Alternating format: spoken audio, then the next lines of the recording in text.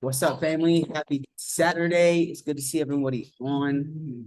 You're tuning in to our book club. This is something that honestly has been one of the most impactful things that we do as a community. Because sincerely, the greatest thing that you can do for yourself is build up your mindset and build up your ability to continuously grow and develop your character. Um, that being said, I'm extremely proud of you guys for coming through. I know a lot of y'all have been reading the entirety of this book in this rotation, The Seven Spiritual Laws of Success. And we are discussing the last chapters as we wrap this book up.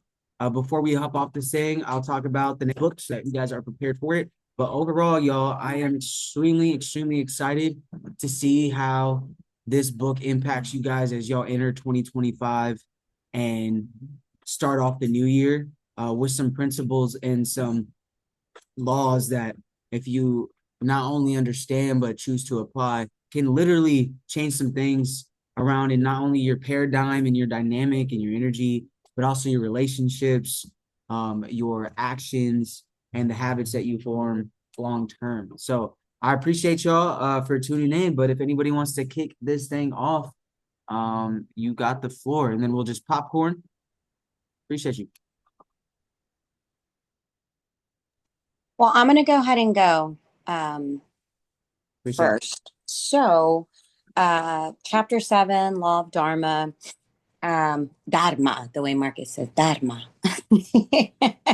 um, which means purpose in life. Um, and typically that just says that we take manifestation in physical form to fulfill a purpose. Um, we are all here to fulfill some type of purpose. God put us on this planet, on this earth, for a reason. Now, that's up to us to figure that out on what it is that purpose is. And throughout the chapter, it does give three components, which I'll kind of touch on. I'm going to leave some stuff for other people to touch on as well. But according to this law, we all have a unique talent and a unique way of expressing that talent. Each talent needs a specific need, though. And when these two are matched, that's where the spark creates the affluence. Now, we do have to ask ourselves, and I know I've never done this before until a few years ago when I read this book for the first time. Um, but basically, like, honestly, have we ever taken time to ask ourselves, like, what our unique talents are? Like, still to this day, I can't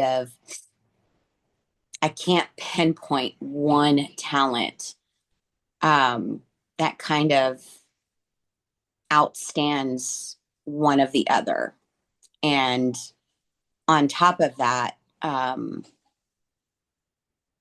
how we can do that by helping others, you know, to find, I guess, to help find what those talents are. And a lot of the reasons how I have been able to kind of pinpoint my different strengths in the things that I do comes down to my leaders. They help me to kind of let you know, hey, you're really good at this, or you should really think about this certain aspect of what you're doing and how you hold yourself and so forth and so on. But the three components to the law of Dharma, it states to discover your your true self. And basically that is your spiritual self. Like, we are all spiritual beings that have occasional human experiences. So the second one is express our unique talents. We all have a talent that is unique, that no one else alive on this planet that has that talent but you. And the third one is to serve humanity.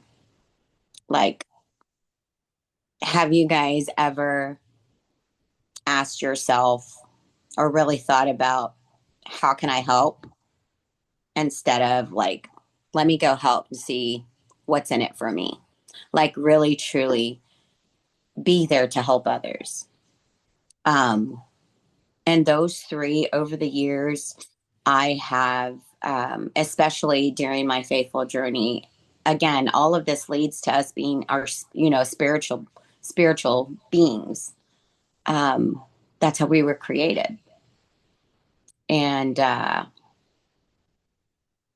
once we start really spending that time in solitude, spending that stillness, or making time to be still, to really think about the things that you are expressing of yourself or giving the time to others, even when you're dealing with adversities yourself.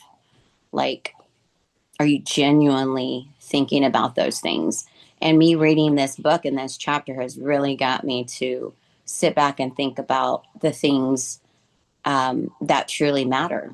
And I really want to be, when I leave this earth, I want people to say that I am a type of person who has been there for others, who was selfless, who was faithful, and who was able to help others do the same. So I am going to go ahead and popcorn. Amani, do you want to go? Merry Merry Christmas, everybody. I hope y'all had a fantastic Christmas. And for those who don't celebrate, happy winter. Um, All right now. um, so great way to end this book with the law of Dharma. Um, I didn't really expect that to be the last law, to be honest. I didn't really like, I'm listening to the audios. I didn't read all of the laws or anything, but so the law of Dharma, very special. I love it because I don't like Mary said, how many of us actually ask ourselves, um, what do we know about what's our true talents? And as I was listening to it, I listened to the chapter a couple times so I could really get it. And I realized like I do have a few talents that I am actually really happy when I do. Like when he said that like you get lost in time. And I've had those moments where I do get lost in time and I'm able to just kind of zone out and to think that that could be my purpose, just me happily doing the things that I love and zoning out. I realized I stopped doing them when I started worrying about money and survival and those things. So respect to him as a father, because I was like, damn, love my parents. I've had very rough times with them, but I'm still alive, so that's good. Um, so I'm grateful for them. It's just like I did grow up hearing like the worry of money all the time. That was just something that I didn't really know would be kind of detrimental to me growing as a person. So I've had to unlearn a lot of those habits in the past like 5 years, just like really unlearning that worry and the fear and this like obsession with success where like this guy, he's telling his kids, like, don't worry, just be true to your talents. And if you don't make money, I'll provide for you. And I was just like, oh, damn, that's real. Because it's like, you know, growing up in LA, there's a lot of parents and like a lot of people that I knew who basically turned 18 and their parents kicked them out, and I don't know if you guys know a lot of people like that, but that was a huge thing. It was like once you turn 18, once you like graduate high school, if you're not doing anything, then then you need to leave. And that puts a lot of worry on people to grow up, and I could see like a lot of those people that I know are, they are making it. They have like either grown, or they have fallen, or they're in jail or dead. One of the two. It's like it really is such a thin line, because not everybody can handle um just being out on their own. So zoning in on your talents is so much more important. He also said that like his kids grew up to be very successful, make a lot of money, get good grades, go to great universities. So that absence of worry actually helped them be exactly who they needed to be, that true purpose, the true dharma of themselves. And I have a lot of respect for that. And like, if I ever have kids, that's something that I would teach them. And like, yeah, that everything, even like my siblings, my cousins, my family, that's something that I would constantly want to share with them, just so they don't have to feel like their worth is in some kind of currency, or some kind of like success, where it's like, nah, ask how, like what you can do, what's your potential, how can you help the collective. So very powerful, very, very powerful chapter. And overall, this book definitely helps me calm my mind. It definitely helped me calm my mind. I'm like in the point in my life where I am still breaking down a lot of old habits and relearning new ones. So throughout this book, I mean, with the law of less effort, and what was the other one that I really liked? Intention and desire, detachment. Detachment was probably my favorite one, because learning how to detach from old ways of thinking, old beliefs, people, places. I don't know what I was listening to yesterday. I think I was just watching like a whole bunch of YouTube videos and stuff.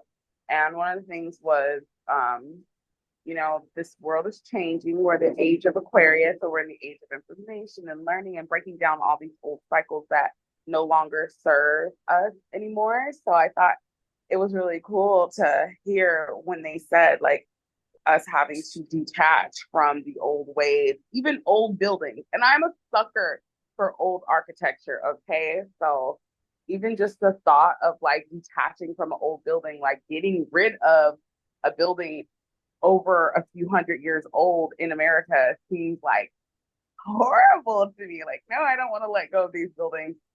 But then I realized that I have a attachment to it, and it's okay if it gets demolished. It's okay if the history goes with it. The history will never truly go away. It'll live inside people.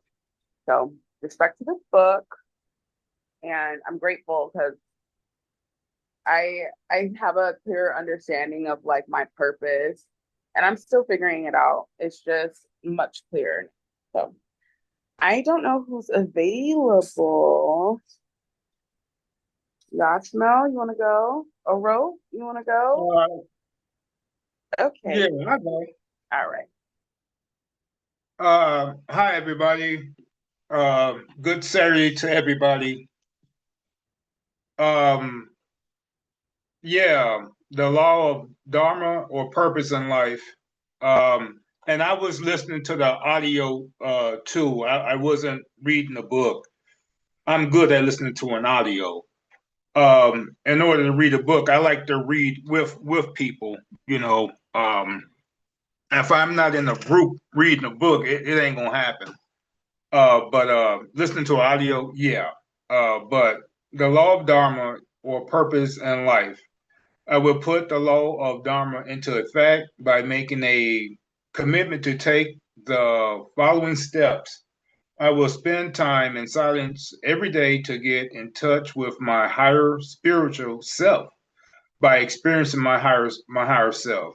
I will experience the law of pure potentiality, and I will set aside 30 minutes in the morning and 30 minutes in the evening. I need not to do anything. I will just listen, and the world will freely offer itself to me. I like that. Just sitting in silence, just vibrating with the world around me and just not doing anything. Two, I will make a list of my unique talents and I will list three things that I will love to do. Um, and I made a list of like six or seven, and they are creativity, active listening, critical thinking, communication, being intuitive, problem solving, and I love to do volunteer work. Um, Volunteer work came to me from being homeless and being at the Salvation Army, um, and volunteering down there. The reason that I love volunteering is for two reasons. One, I'm always going to meet some interesting people, always. And two, it's the connections I made with people, certain people. Just people. If I need answers or if I'm looking for something, come across somebody that will have the answer. Just communicating with people. And these six skills that I spoke about growing up in Chicago, um, these skills help me maneuver through society. Growing up on the South Side of Chicago versus the West Side of Chicago, and just in life in general, just moving from place to place. Um, these communication skills come in really handy. Problem solving skills come in real handy. Um, and active listening. There was always a counselor. My mom always put a counselor in front of me during my youth, um, just from witnessing trauma coming up, you know. Um, And it goes on to say, while experiencing my talents, when I express my unique talents and use them in the service of humanity, uh, I lose track of time and create abundance in my life as well as the lives of others. I will ask myself daily, how can I serve and how can I serve? How can I help? The answer to these questions will allow me to help and serve my fellow human beings with love. What I like to do over here in the community that I live in, because I live in the hood, I like to pick up trash. I like to one of the things that I like to ask people to do over here, I try to get a softball team going. I love playing softball. That just brings people together. The next thing you know, somebody will pop out the grill. We throwing meat on the grill. But people over here like to be closed off into their own little world. So I tried to get some things happening over here, but people are basically to themselves. So, I would love to get a softball team going. And from there on, start meeting my neighbors and have some community things going on over here. But that haven't happened yet. But that's my take on it. That's what I have to share. Thanks for listening. And I would like to I'm gonna call Marcus. How about that? I appreciate you, bro. And honestly, I love that you do that for the community. I think it's absolutely vital and necessary. A lot of people don't recognize the importance of being around people, period. Even after COVID, it's kind of wild. Like in a season where everybody was forced to isolate and separate themselves from each other, I've just seen a hesitancy of getting into that with people, even though it's an innate want for people to be around others. Like, I have learned to grown accustomed to solitude and silence. That is something that I have gained a newfound appreciation for over the last few years, and something that I literally can't go without anymore. It's kind of wild. Doesn't matter where I end up. Usually, if there's a lot going around, you can always develop a space of silence and just be, right? And I really do agree with you, bro, in terms of implementing the law of potentiality. The only way you can do that is if you allow yourself to know. And you got to be in that stillness. You got to be in touch with your higher self to have the possibility. And I feel like the more that you apply it, the better you get at it. You know, so I was never, I'm a very like social extrovert, like to the T. Like if you looked it up in the dictionary, you probably see me there. That's why I love Imani's energy. Because we clicked right away. I remember meeting her the first time at the workshop event we were in. So I've always vibed with just being extroverted and always talking with new people. So developing silence was really difficult for me. But this book really helped me understand why I should even do it or the purpose behind it, which like allowed me to get into something that I was extremely uncomfortable with. So just some encouragement for those that don't do well in it or find themselves extremely difficult around a lot of noise or a lot of things happening all the time. Like I highly recommend, as Yashmil talked about, like set a timer and just give yourself, if you can't do 30 minutes, do 15. If you can't do 15, do 10. But start somewhere and then it'll literally start impacting like your paradigm. Or at least it's done that for me in my life and I'm grateful for it. But let me get into it because I really thought that you touching on community, I got you, bro. You touching on community is a big part, and he really broke it down in the conclusion. And y'all know me, I'm a science head. So I wanted to touch on it.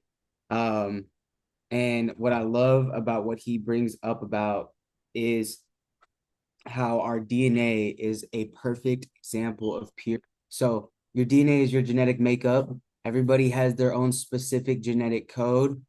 It's why you can get traced anywhere because your code is uniquely yours. What's amazing about that is I got to study genetics in college. And the reason why this part really stands out to me every time I read it is because I truly believe there is no greater example of God than us as human beings. Like the way our bodies function, how our how we heal, how our bodies operate, the fact of how like we're born and conceived, it's literally surreal. We definitely understand how, but at the essence, especially in genetics, we don't understand exactly quote unquote why things are happening. We just know what is happening. And it's crazy. Like genes are constantly replicating themselves. So I'm kind of give y'all a little science lesson, but y'all already know this kind of stuff. Overall, real quick, I really want y'all to grasp this because this is how I really have understood that we are spiritual beings having physical experiences, and it's not the other way around. Genes, in essence, are always getting replicated. So if you cut yourself, your skin usually forms a scar, and then it gets healed, correct? You can mend it, you can take care of it, whole 9 yards. Now, the reason why that happens is because your genes are getting coded and replicated by proteins that make up organs and everything that is you. So overall, especially your skin as the greatest example, your cells and your genes are always replacing themselves. And there's a lot of mistakes that happen when these proteins are replicating the DNA. And a lot of those mistakes happen more often than not. And when those mistakes occur, mutations happen, and things like cancer form, things like illnesses and diseases form. And a lot of it comes through error in actual corrective DNA replication. So reason why I bring that up is essentially because you are more likely to not be healthy than you are to be healthy. You are more likely to be blind than you are to see. You are more likely to not be born than you are to actually be born. It's like 1 in a trillion of a percent. And it, like, statistically, I believe science proves God, and I believe our bodies are the greatest example of that. And the same DNA exists, and he writes, in every cell expresses itself in different ways in order to fulfill the unique requirements of that cell. So you got neurons, you got blood cells, you got bone cells, and they all are made up of different components, and they all replicate themselves, and they always function, and you don't think about it. And this is literally happening on hundreds of thousands of a millisecond. So automatic processes that follow automatic principles and laws that this book was really formed about. And it really points back to that we're spiritual beings. And he says, and this is what he talks about, a cell. Each cell also operates through the law of giving. A cell is alive and healthy when it is in the state of balance and equilibrium. The state of equilibrium is one of fulfillment and harmony, but it is maintained by a constant give and take. Like, I see a lot of people that get to balance and equilibrium where they have fulfillment and harmony, but they're always taking, or always trying to receive. And if you lack the giving portion, the portion that he talked about in the final chapter in the Law of Dharma, where you are thinking, how can I help somebody versus what is in it for me, then you are essentially not allowing your whole body to operate in the basic functionality of your body operating, your cells, right? Your cells operate in a give or take dynamic. And when you don't operate in a give and take dynamic, there is an incongruence there, energy wise, spiritual wise. And that's why he says, like, to give and to serve others is from the spirit, and to seek for yourself is from your ego. And I've always known ego to stand for edging God out. So I just maintain that understanding that at the simplest level of your living functionality, aka your cell, you have to give and take between cells in a community. It says each cell gives to and supports every other cell, and in turn is nourished by every other cell. The cell is always in a state of dynamic flow, and the flow is never interrupted. In fact, the flow is the very essence of the life of the cell. And only by maintaining this flow of giving is the cell able to receive and thus continue its vibrant existence. And, like, I try to keep things super simple rather than overcomplicated or be lost in my own perception. And at the very basics, science explains things. And for a long time, people try to separate science from faith, and it's not possible.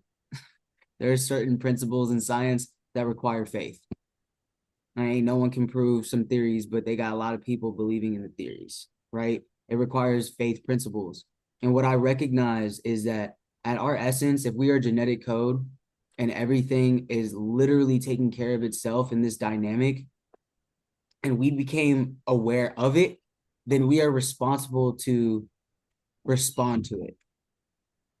Like, we really are. Otherwise, you're consciously choosing to not operate in the basic dynamic that your entire body runs off of. And I really do believe that's why when people aren't in a state of the spirit, they get in states of depression, or they go seek other habits, as Imani had said, that do not serve them. Right? But we're doing it because we're trying to sense or have this sense of fulfillment. This is something I've always heard. And World Ventures is the first company I've ever worked with.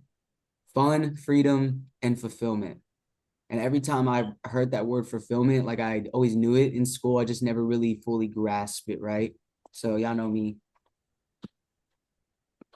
Does anybody want to read the definition of fulfillment? I could pull it up real quick. Just read it. We know you got it. Okay, pull. Boom. It says, it's a noun, the achievement of something desired, promised, or predicted.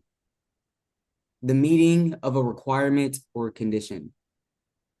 And as my mom hit on the very beginning, It's essentially you fulfilling your purpose, and your purpose cannot be discovered if you're not in stillness. It cannot be executed if you're not willing to operate in this dynamic of giving and receiving, but giving more than you expect to receive. It's not understood if you're not operating in a restful alertness and allowing things to flow in the sense of least effort. That detachment that Imani talked about, the intention and the desire working hand in hand, all of it is sometimes overwhelming to think about because there's a lot to go into it, but you've got to recognize that it is not as complicated because your body is following these principles without you even being aware of it. Now you're gaining awareness. So if there's never been like more proof that you are capable of applying these laws other than like your own being in this physical form,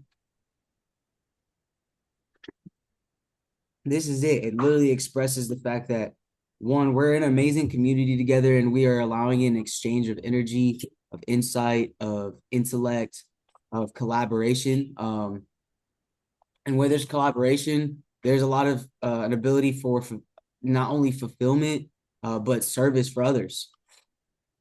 And in that process, I just want to remind everybody, like as you go about and your day, as you prepare for the new year, as you spend a little more intentional time with your people, your friends, for the last few days or whatever you got going on, like please like take a second and like do the things that he was saying, right?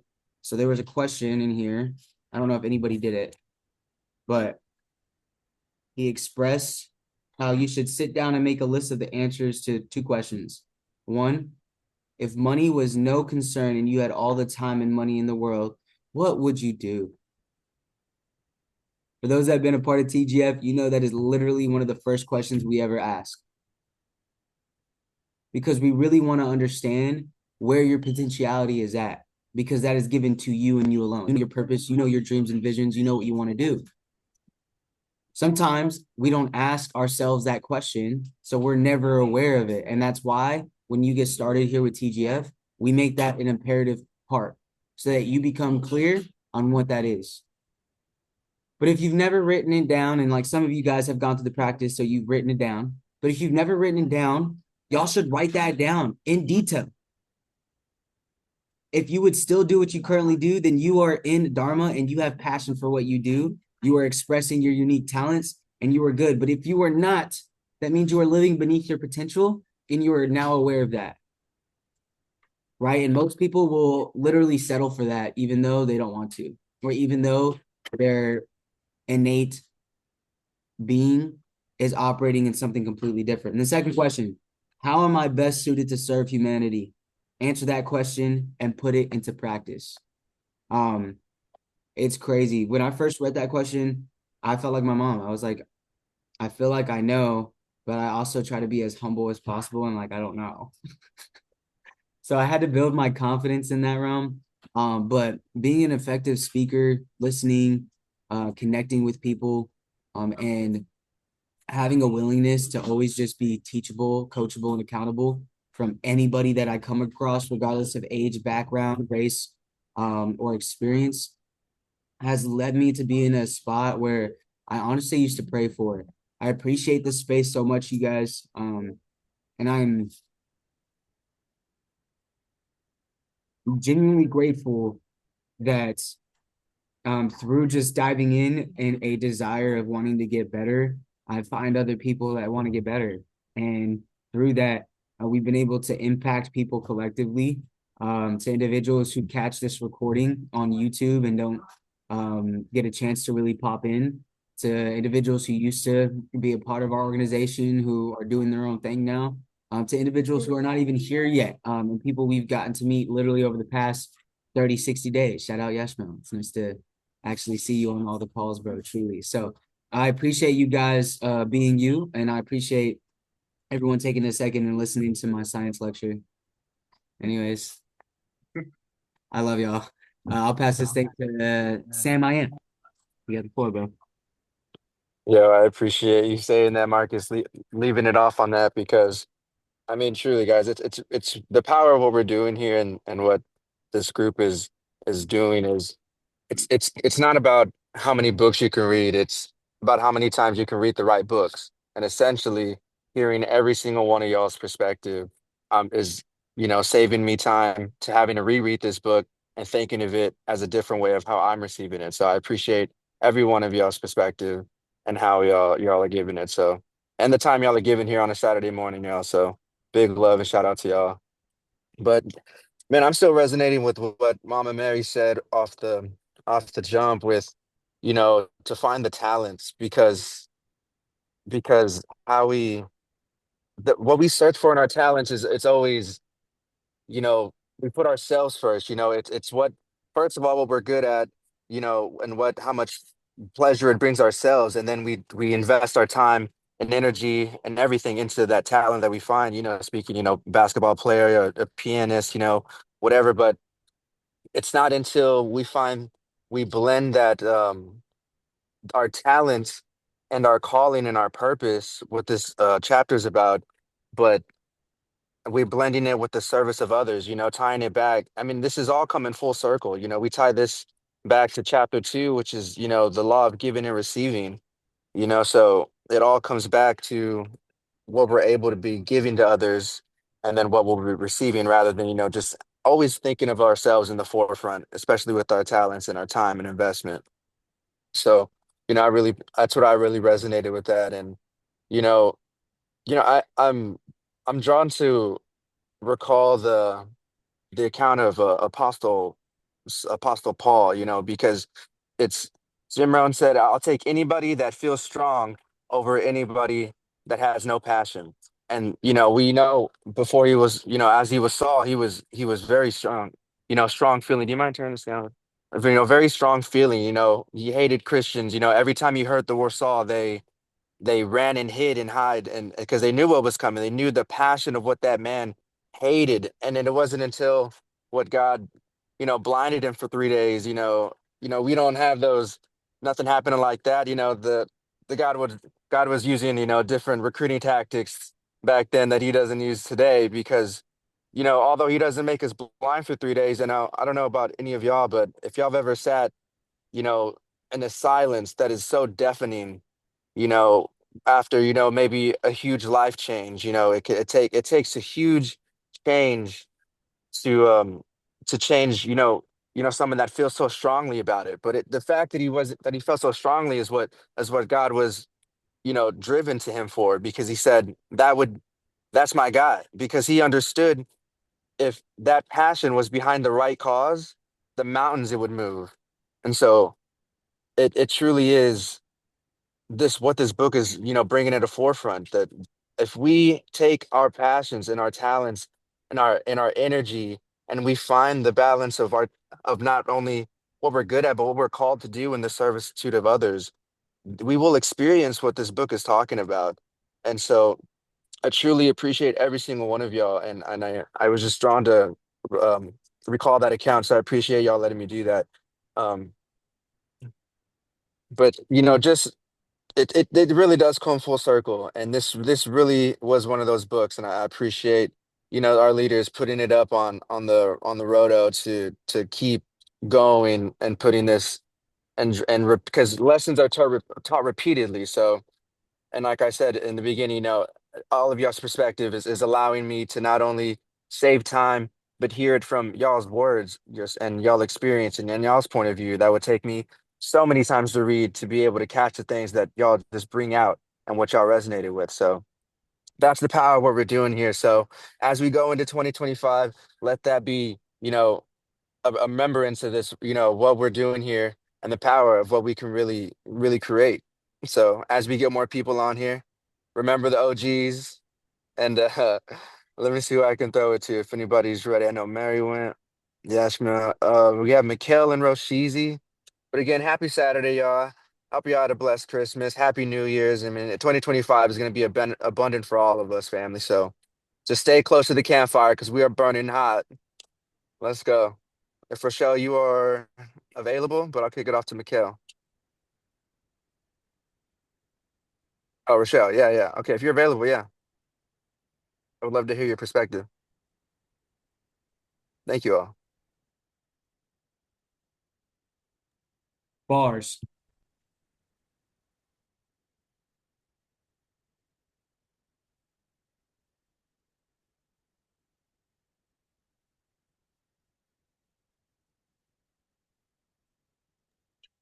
Okay.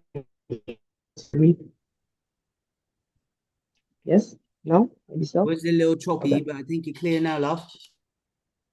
Oh no. I'm in another meeting, so I'm just stepping out really quick. So let's see.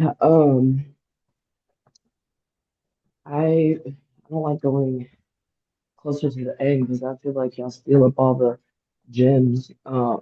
So what can I share? I can just say that like it all made sense to me. Like the way he wrapped up the book, the last spiritual law. Um, I laughed when he said Dharma, spelled Dharma, because it sounded like karma, right? Um, and I'm like, we already went over karma, but I know a little bit about Dharma. They have like a whole recovery program that's based in dharmic practices, or however you would say it. And so I know a little bit about it.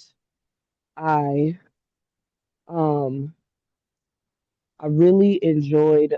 Hold on one second, y'all.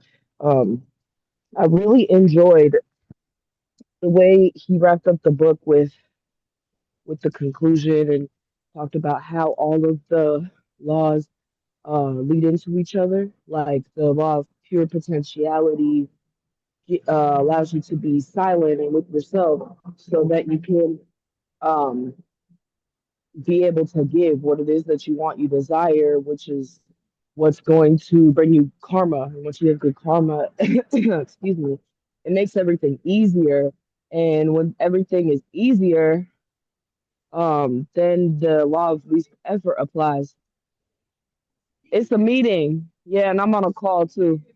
Yeah, good to see you. Um, And then when you apply the law of least effort, then you're able to get clear and get into the intention and desire law. And then once you could do that, is like then you can detach. And then once you detach, you now have the ability to find your purpose, right? So it just fucking makes sense to me. I have I have thought about what is my purpose in life. Ever since I was young, I always wanted to change the world. Like I've had big dreams since I was a kid. Um, like I always had this vision that like I would be well known, like I don't like to use the word famous per se or celebrity, but like I've always had this vision that I would be well known, that I would be successful, that I would be wealthy, that I would be influential. And I didn't know exactly what it was. Like I used to have dreams when I was little of me like in a suit, like in a boss suit, CEO type vibes, and things like of that nature. And so I've always known that I wanted to help people. I used to want to, when I was real young, really into, or not even real young, but when I was like a teenager, I was into the beauty industry. I wanted to become a cosmetologist. And like, it's weird how things come full circle because now I'm about to go to school for cosmetology. Um, and what else? Like, I used to want to be a teacher for a long time. I wanted to be an elementary art school teacher specifically because my elementary art school teacher, Miss Olive. I'll never forget her. Um, she is the one who like saw the talent in me and inspired me to be an artist. Like she pulled my mom to the side during conferences when I wasn't in the room. It was like, you need to get your child into after school art classes. Like the one we provide in class is not enough. Um, and so my mom listened to her and paid for after school art classes so that I could learn more skills and like delve into that area in which I have talents, right? And um thank God because like it art is so crucial to my personhood, like my development and my growth, and for some time of my adult life, like my young adult life, because I'm still pretty young. I just like lost touch with creating and expressing myself in that way. I was, focused on other things. Excuse me. And so, I'm getting back into my creative expression, and I know that that's my talent. I know that that's my calling, and like art and creativity, like there's infinite ways on how, because like everything is creation, right? I was thinking about what was it last night? I was in the shower, and I pray and I meditate when I take a shower, and I was like thanking God for make creating me. How did I say it? I don't even know. I was just like, thank you for taking the time to like use me and create me out of your divinity or whatever. Like I'm a piece of God that was made by God, and like because of that, like um there is a piece of God in me that I can use to uh how do I say, like the part about this being a spiritual being in a human body or whatever, or spiritual beings having a human experience, like that's kind of what I'm trying to get at. So anyway, um yeah, I don't know. I really enjoy this book. I really do. I did. I've been experiencing some of the things that the author talked about, like when he talks about uncertainty is what gives you freedom. Like trying to wrap that your head around that when like shit's hitting the fan doesn't make sense. Because like when I got freed from my job, I don't say I lost my job. I got freed from my job a couple months ago. I felt so much uncertainty, and it was scary because like financial instability and insecurity is my biggest fucking fear, or it feels like it's my biggest fucking fear. And so, um, if I don't have consistent income, then what? So there was so much uncertainty, and I was able to like get to the point, like before even reading this book, that like uncertainty, to be honest with y'all, I asked ChatGPT. I was like, what does uncertainty and freedom have to do with this, with each other? And ChatGPT told me this. It honestly generated a whole thing that I used for an Instagram post. um, it like was explaining that the relationship between uncertainty and freedom is like in uncertainty, that's where freedom comes from because of the like the author says, the infinite possibilities that can stem from the not knowing, from the, you know what I mean? So, um, yeah, I've been experiencing that uncertainty and that freedom, and it's like two things can be true at once, kind of a thing. And it's a blessing to be able to have a slate to start at zero in a way, or start at a fresh slate and be able to like create whatever it is that I desire, that I feel like I'm being called to. Like honestly, this time that I haven't been working at first on somebody else's watch, I've been taking time to like rest, not really physically necessarily, but like just like fall back a little bit from being on other people's time and like just doing things on my time. Like I've really been focusing on my recovery and focusing on my family and focusing on like basic survival and like laying down my foundation, you know what I mean? So that I can, when the opportunity comes, because it's coming, that I can do the next thing like to the best of my ability. So, um, yeah, I don't know. This book was very timely, and I've been telling people about it.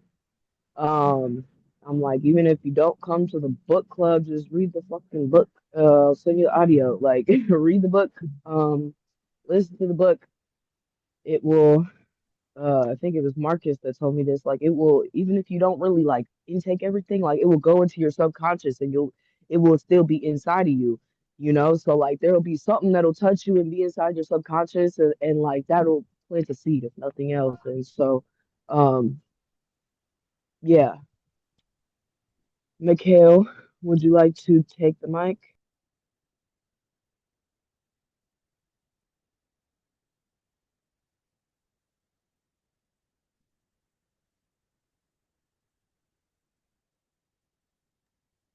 See, what up, my people? Now that was an amazing take, sis, for real. We'll put that on in a second. I'm trying to get up out the house at the same time. What up, though? Y'all, this was an amazing call. I ain't gonna lie to you. Y'all been going in today. Like for real, not for play. This book was amazing. And so is the people in this book club. So I'm excited and I'm grateful, truly, because as I was reading this, like everything was just becoming, as everybody has said, full circle. I like the hat P. Yes, sir. God wins. We got messages on the hats these days, you know what I'm saying? It's different. But nah, man, like truly, this book and everybody's take on it just reiterates exactly why we've read it in the first place. I love when Mama Mary opened up and was like, has anybody actually asked these questions? And I'm like, yo, like that is real life, like real life. One, the coolest part, one of the things for me when I was reading this, and I read one of the questions, and I was like, that is word for word what we ask niggas as soon as they get started on the goal setting call. And I promise y'all, when we first started doing that, we did not read it out the book and be like, we're gonna start asking that question. Like we just started doing it. So it was really cool to like read the question word for word, like, yo, that's different. I appreciate that. Hey, I love that cup. I don't need Google. My mother taught me everything. That's fire. I need that, but with a father joint. You know what I'm saying? I'm gonna get it for Brooklyn one day. But nah, my bad for the tangent. Yo, that was really cool for me, one. And two, when it comes to those questions, it's kind of wild because before reading the chapter in my life personally, y'all, to just have a transparent and vulnerable moment, I've been trying to ask myself those questions on purpose to just make sure I've been doing the right things because I know for a fact big decisions are getting made. Like I'm about to turn 30. It's a whole transitional period in my life. It's about to be January. My birthday's in like 2.5 weeks. It's crazy. I'm excited. I'm grateful. But in that, like, it's had me really look back on things and where I'm at and what I'm doing, how I'm doing them, the whole nine. And also, my brother asked me a very intentional question yesterday on the phone, my brother Marcus, and it just really got me in my head like, okay, where am I at? And it's wild, y'all. It's wild. It's caused me to have some great conversations, just asking intentional questions as well as just really checking to see, like, okay, It was funny, bro, because you're what like, bro, am hold on, bro. That was a big yo, I question. wasn't even ready, y'all. This man was just like, hey, bro, so it's the end of the year. I don't even know what he said. And then he just busts out the question, like, hey, bro, so what are your deepest character qualities that you've been working on? I don't even know how he asked the question. It was like, yo, when I tell you it threw me off. What was your greatest challenge this year that you have been doing with in your personal character development that you feel like is going to help you in 2025? Boom. And I finally have a clear and direct answer for that question. Because yesterday I was all over the place, y'all. The clear and direct answer is understanding exactly well, one, I already understand exactly what my unique talents are, but really understanding how I can bring those services and those talents to the world. That has been something that I have been pondering all year long. And I've known what the talents are. I know my ability to connect. I know my ability to coach. I like quit playing with me. I know the vibes. I know my ability to even be a musician and direct musicianship. And in that, like in the way that I drum for my church every Sunday, that completely brings me into a space of like time is not a thing. I don't even care. I'm just in there playing and I'm vibing and I love it. Period. That's my zone. I get in the cage. It's my zone. You know what I'm saying? There's nothing happening in that world except for being truly. I don't think and know none of that. And so in that one, I know that's one of my spaces. And I know that through that space, it has definitely brought me some good vibes into my life over the years. Because it's something that I've done since I was 12. It's something that I've held as a constant in my life. Then from there, my other talents, skills, unique abilities, when it comes to just speaking, connecting, coaching, through life experiences, that's like a specialty that I've really been able to have, connecting with people and connecting other people, literally just connecting the dots. And in that, I really got to thinking and I was like, man, what we've been able to do here at TGF is actually so in alignment with exactly who I am, what I do, and what I bring to the world. And I think coming to terms with all of that, with all of what we offer here, with all of what we're doing here, and me really playing full out has been the question that I've been pondering all year because I've been playing below my potential. And I've been trying to figure out why. And it's because I didn't truly understand and believe if I was in the right space or spaces, if you will, because TGF is kind of big. And so in that, I've been struggling with finding that alignment and just making that decision in the fear of it not happening. You know what I'm saying? I've been attached to the result. And so in that, as I've been reading this book for now my third or fourth time, I don't even know how many times it's been. I think this is the third time. And it just made some things clear. I even just had a small talk with my wife downstairs, like in the midst of the book club, while somebody, I think Sam was literally going ham in my ear. And I was like, babe, like I know what I want to do and how I want to do it. And I know you're just as scared as I am, but I know that we can do this, period. And she asked me some very intentional questions like, you want to do it here? And I said, you know what? Yes, for the first time. Because usually it'd be like, I mean, we could. And I start trying to sell myself on it. So in that, finding that answer is really something that I've been struggling with all year and just finding out exactly how I get into my space of complete dharma, where I'm really just thinking about how can I serve others instead of what's in it for me. And I've really been trying to detach myself away from the results, period. So it's definitely go time in 2025. I'm feeling a different type of energy. I love the book in its entirety has literally once again changed everything about me. And I love that. It really just puts me back into a position of like, okay, Mikhail, here's what you need to do. Here's where you're at. Here's who you are. And it's something that I need to constantly keep reminders of. This is why I've been doing it with the note cards and just posting them up. So in that, y'all, I appreciate everybody for joining in on this book club. I appreciate y'all listening to my quick rant as well. And ultimately, I mean, the book itself, hold on, because I do have some notes around here, but I don't know where I set my phone. Give me 2.5. That one note I wanted to cover. Using the phone here.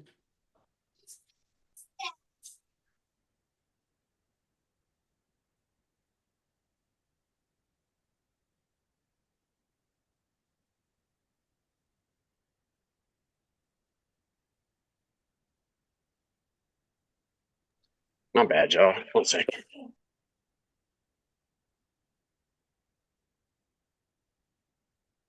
Oh, it's downstairs charging. But so in this, I screenshotted this part about his kids and how he was able to teach his kids because that was something huge for me. Truly, I was like, yo, that's something that my parents did, like my mom did. Shout out my mom. But in that, I never really understood its importance until when I read this. So this is something I just wanted to express on the book real quick. So he said, expressing your talents to fulfill needs creates unlimited wealth and abundance. If you could start children right from the beginning with this thought, then you'd see the effect it has on their lives. In fact, I did this with my own children. Again and again, I told them there's a reason why they were here and that they had to find out what that reason was for themselves. From the age of 4 years, they heard this. I also taught them to meditate when they were around the same age. I'm excited because my daughter is that age right now. But he said, I told them, I never ever want you to worry about making a living. If you are unable to make a living when you grow up, I'll provide for you. that was something that I know by telling my child that I will be healing in myself, because I swear to God, I never heard that sentence. Wild. He said, so don't worry about that. I don't want you to focus on doing well in school. I don't want you to focus on getting the best grades or going to the best colleges. What I really want you to focus on is asking yourself how you can serve humanity and asking yourself what your unique talents are. Because you have a unique talent that no one else has. You have a special way of expressing that talent that no one else has. And in that, all of the best things happen as a byproduct of their belief in themselves. That right there, that's one thing I will say. My mother instilled in me a powerful belief. Like, Mikhail, you can do anything. She was bringing me around politicians, bro. You could be one of them. She was bringing me around famous musicians. You could be one of them. Exposure created expansion. That's why it's one of our pillars that we talk about here, period. But in that belief that I instilled in myself by being around, and then my mother was like, you could be whoever you wanted to be. That belief, I truly understand now how it's been able to help me gain the results that I have, because a lot of people can know the things but not have the foundation. Therefore, if they don't have the foundation, they will not get the results. So this right here is the foundation. That whole block of sentence that I just read truly is the foundation for you creating the results that you want in your life. It all starts when it comes down to belief. And if you instill that from a very young age, all of these other things, if you instill belief in yourself and belief in the fact that you're here to give something to the world and you need to figure out what that is, if you can instill those two things, all of the other 6 laws literally happen as a byproduct, because it's a belief. It's not just something that's known. It's not just something that's heard one time. It's something that's solidified for years on end. Then he said they ended up going to the best schools, getting the best grades, and even in college, they were unique in the fact that they were financially self-sufficient because they were focused on what they are here to give. Sounds like somebody I know on this call. Yeah, that was me. I had to hang up. No, it's all good. I was saying that sounds like someone I know on this call. As Oh, Mr. Marcus Rivera literally did that. When he tells me about his grade point average, his GPA, I'm like, how did you even do that? Like, it wasn't your high school GPA some over a 4.0? Like, how, what? I'm sorry, guys. I have to take this call. Go All ahead. good, brother. Appreciate you. Okay. Love, brother. So Okay. in that, it's like it became a byproduct of the belief that Mama Mary, I can see that she always has since I've known them, believed in this man, literally. So it's a byproduct of the belief. And in that, that was one of the biggest things that I wanted to talk about on the call. Is one of the biggest things that hit me as well. Is just when he talked about instilling that belief in his children and actually instilling the belief of the law of Dharma as an action and as a habit, rather than just something that they talk about. So I'm all about that action, and I appreciate that part. It was the only thing that I screenshotted and took notes on as I was reading these 2 chapters.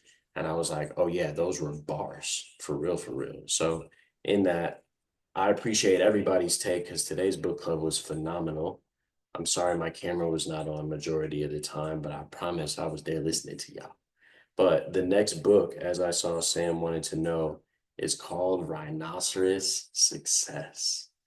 I am so It is by Scott Alexander and Dave Ramsey. I'm literally about to make the post in the book club right now. yo. I am excited, and yes, sir, this whole book was phenomenal.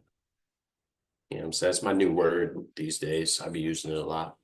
But y'all, Rhinoceros Success is actually something I have never read, and I'm excited to read it with everybody. It's something that has been referred to me for years upon years upon years from some of my best mentors. From what I have heard, the book is about getting tough skin. But real quick, I'm gonna just look up Rhinoceros Success.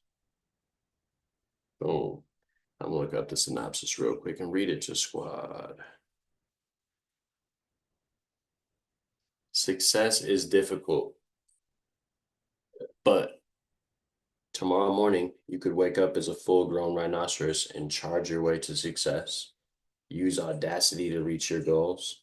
Be happier than you've ever been before. Make your life an exciting adventure. Have the persistence and tenacity necessary for success.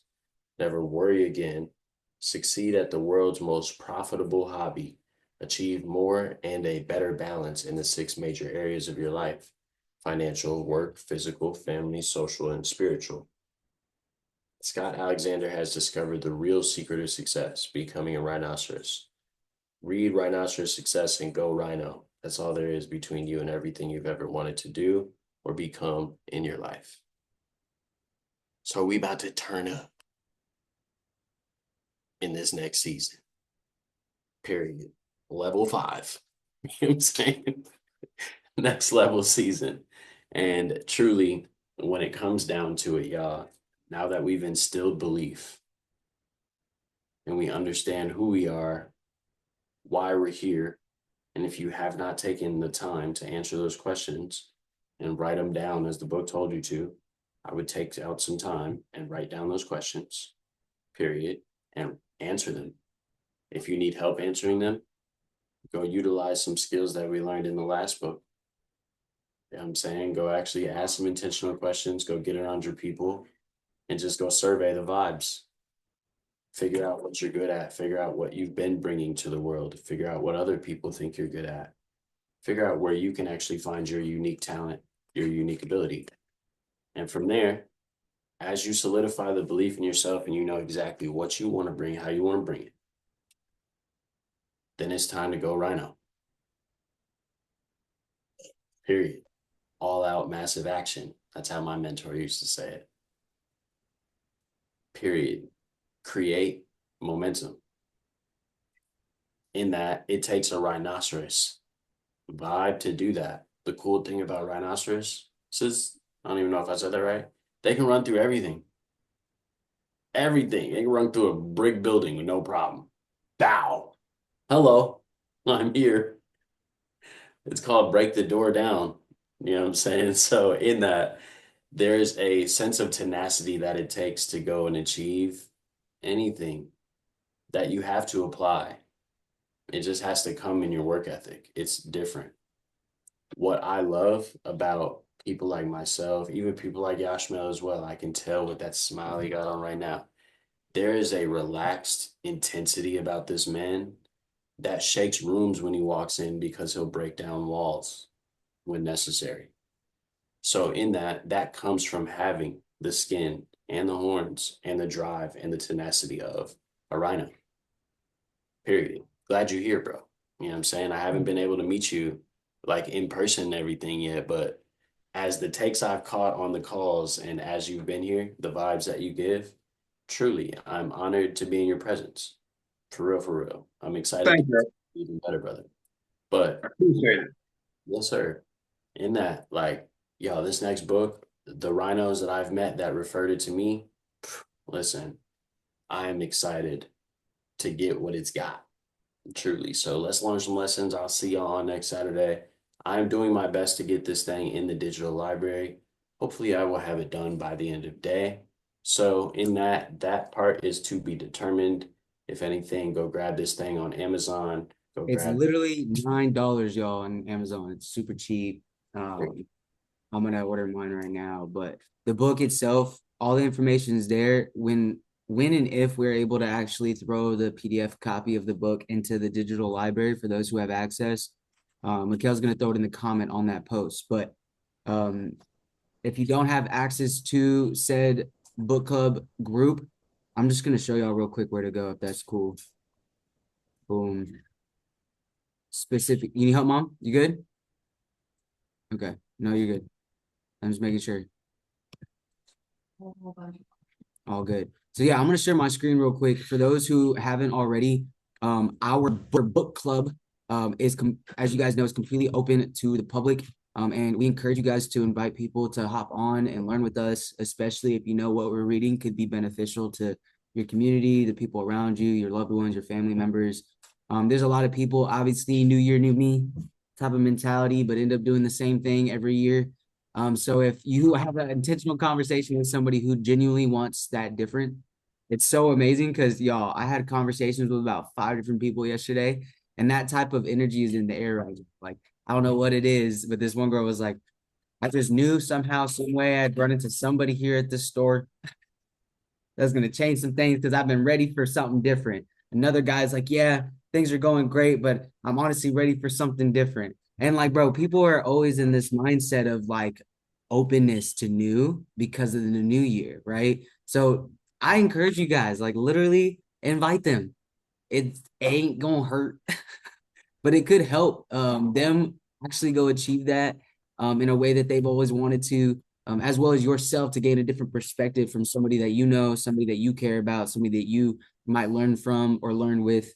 But for those that aren't already in tune, you guys can create a free account with TGF Network on our website. It's tgfnetwork.life. You'll go here in the corner and you'll just sign up for free. Use your Google account, use your Apple account. From there, you can access all of our free things, right? So we have upcoming events you can dive into there with other type of calls that we do, open and free to the public, that you can plug into and dive into in terms of mental health, men's empowerment, women's empowerment, the whole 9 yards. But if you click on the TGF EDU or TGF Empowerment, you're going to see Book Club, okay? But just for the sake of keeping it simple, whenever you click on the Empowerment tab, boom, you're going to see the empowerment groups here, as well as the calls that deal with empowerment as a whole, right? So one, we've got certain groups for those that want to participate in various specific studies or growth. Mental health, if you want access to our expert that we've partnered with, she takes one-on-one calls. You can book a call with her and have a conversation. And then the book clubs are here for you there. If you click on the education tab, and you'll find the book club here. When you press join the club,